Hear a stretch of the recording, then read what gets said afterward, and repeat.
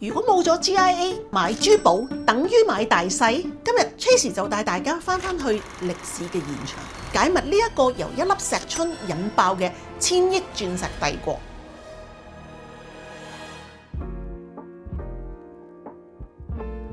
Hello， 大家好，我係 Diamond Asia 嘅 Tracy 珠寶圓圓。好多人嚟揾我買鑽石嘅時候呢，都會好肉緊咁樣問我一個嘅問題 ：Tracy 啊，鑽石身價憑乜嘢可以風靡全球100幾十年，而且佢嘅價錢呢永遠都係高居不下？其實背後係咪一場瘋狂嘅資本陰謀呢？呢一個竟然係因為150年前一個南非嘅小男孩，佢喺河邊玩嘅時候呢，執到一粒石春。喺我講呢個故事之前呢，我想先介紹一個全宇宙買鑽石都一定要認得嘅3個英文字母 GIA。咁乜嘢係 GIA 呢？好多人以為 GIA 係一間負責鑑定鑽石同埋寶石嘅機構，但係其實佢係成立初衷係為咗整個嘅珠寶行業提供一個專業培訓同埋教育，令到每一個珠寶商都有科學嘅知識，而令到每一個消費者咧都會受到保障。簡單嚟講 ，GIA 係珠寶界嘅最高法院，鑽石界嘅國際標準制定者。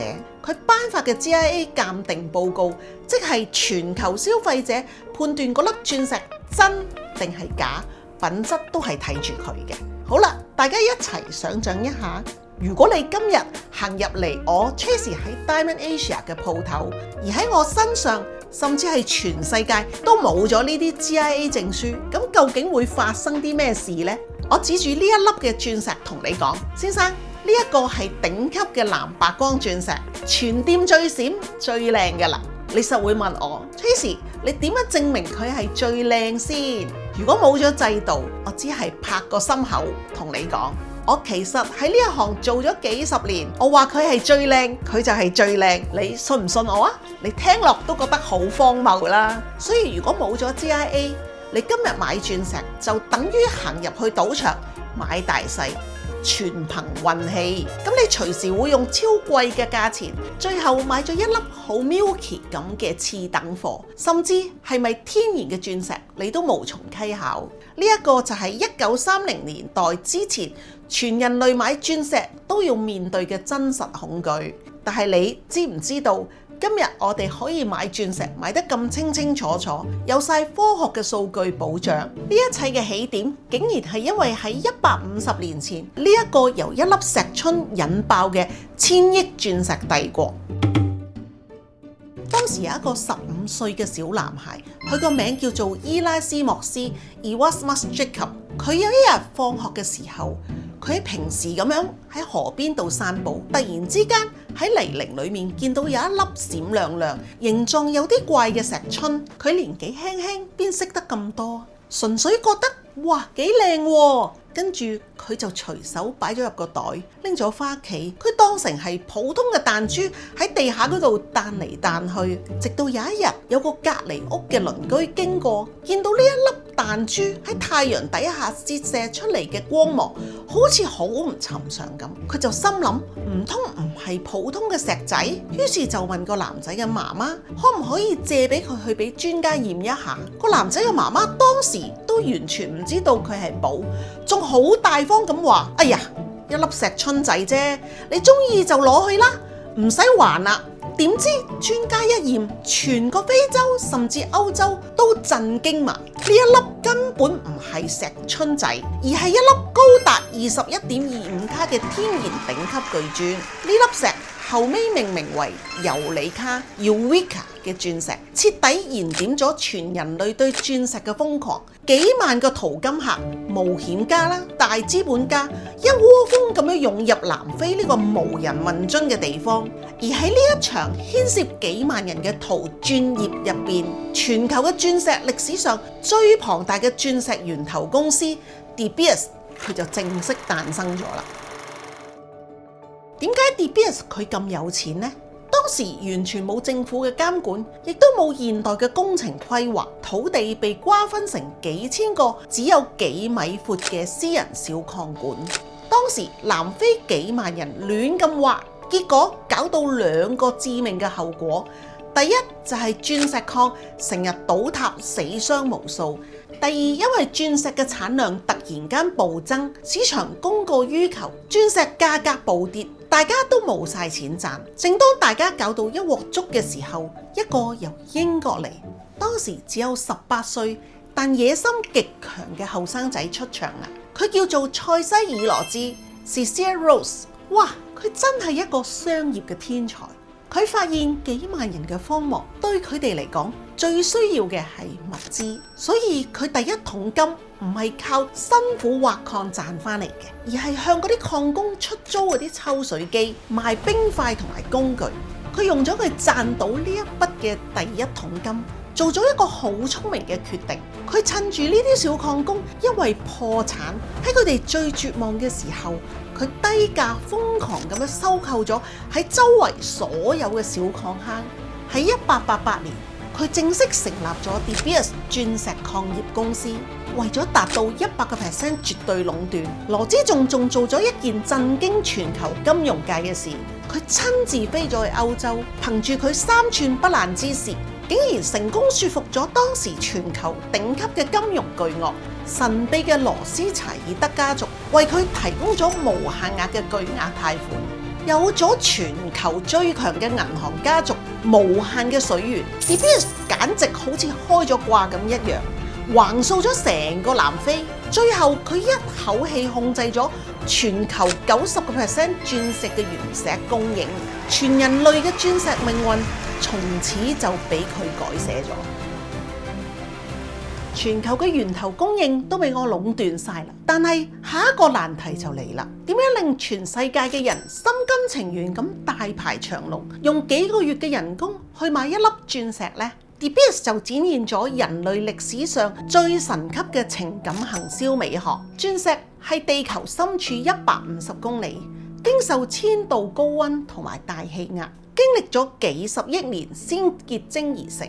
佢係地表上最硬嘅天然物質。去到1940年代， De Beers 揾到廣告高手，成功將鑽石不可摧毀、無法磨滅呢一個嘅物理定性同埋至死不渝嘅愛情完美咁樣綁定咗，推出咗嗰一句全人類都聽過嘅 slogan， 就係 A diamond is forever， 鑽石恆久遠，一顆永流傳。呢一句簡直就係行銷界嘅天花板，佢哋等於話俾世界嘅人聽，你結婚一定要有儀式感，而唯有鑽石先配得上你哋嗰個永恆嘅承諾。而且最絕最聰明嘅做法係，既然鑽石係代表永恆，咁代表愛情嘅嘢，你又點好意思攞去二手市場嗰度賣翻出去呢？呢一招直接封鎖咗全球嘅二手市場，令到所有買咗鑽石嘅人一世珍藏，鎖咗入你嘅保險箱，完美咁鎖死咗鑽石嘅高昂身價，開創咗鑽石百年不倒嘅信仰。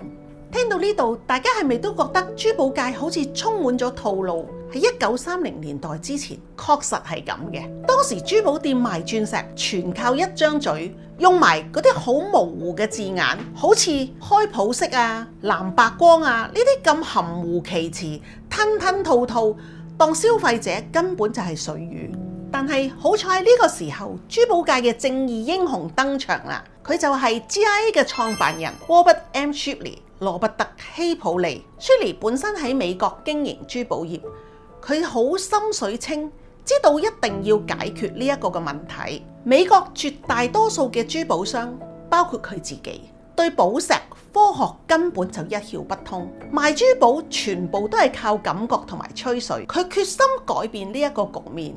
喺1929年前後，Shipley 親身前往英國，去英國金像協會嗰度上堂，系統地學習寶石科學嘅知識。當佢第一次用折射儀、顯微鏡以純科學嘅方式去研究寶石之後，哇！佢成個人都醒晒啊，仲深深咁反思，點解我哋成個美國賣珠寶都係靠個感覺同埋口才嚟賣嘅呢？呢一個係對消費者極度唔公平嘅方法。帶住呢一份強烈嘅使命感，Shipley 翻到去美國，喺1931年正式創立 GIA 美國寶石研究院。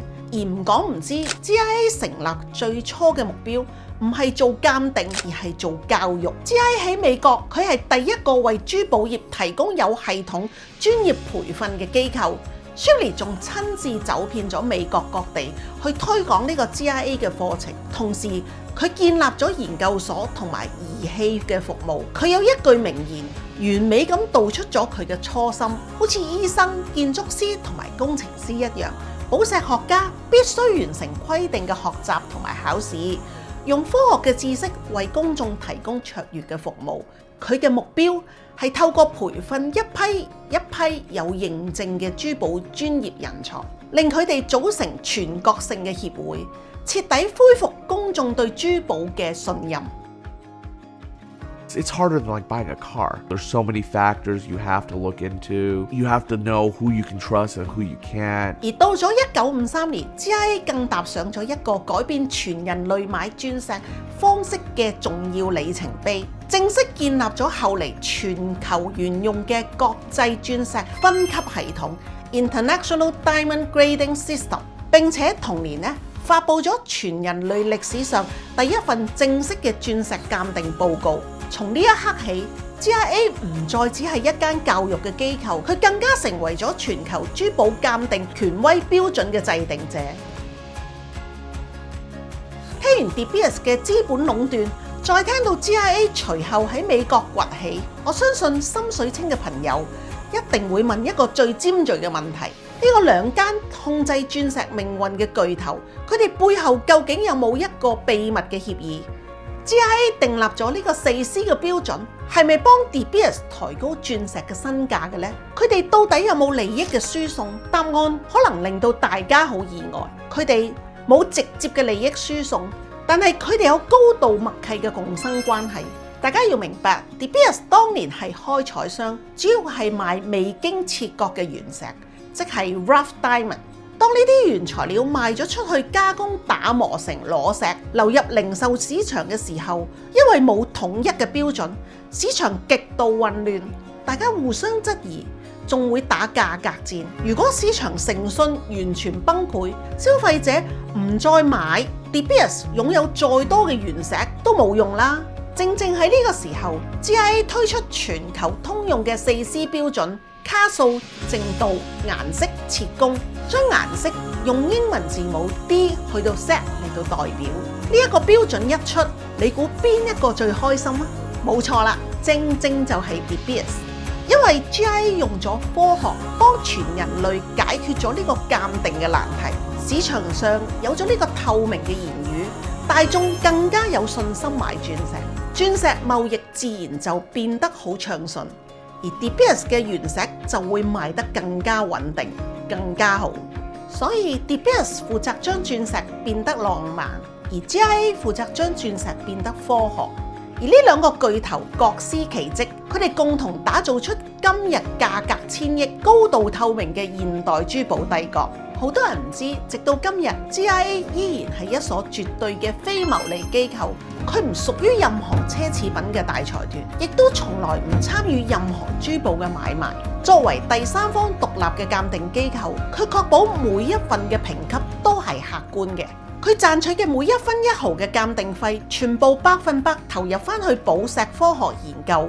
正因為呢個理念，佢哋堅持咗100年嘅公平公正，以致全球嘅消費者先至會將 GIA 鑑定嘅報告視為珠寶界最高嘅法院。只要有 GIA 科學嘅制度，無論你喺紐約、巴黎定係香港，你都可以買得清清楚楚、明明白白。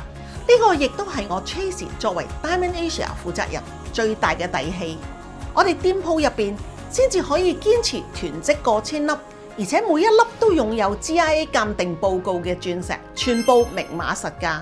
就係因為我深深咁尊重 GIA 呢一份傳承咗100年唔向資本低頭嘅誠信精神。我希望每一個行入嚟我中環鋪頭嘅客人，你哋買到嘅唔單單係 De Beers 嘅浪漫，而係一份清清楚楚由 GIA 帶俾你嘅科學保障。聽完呢一個由一粒石春引爆嘅鑽石大歷史之後，你對自己手上嗰粒嘅鑽石係咪有咗更新嘅睇法呢？喺呢一度我一定要多謝 GIA 官方喺呢一次佢幫助我做咗呢一個文本嘅校對。想知道更多行內人先知道嘅鑽石避坑指南，記得 subscribe、讚好、分享我嘅 channel。歡迎喺下面留言話俾我聽你嘅諗法。我哋下一條片再見啦，拜拜。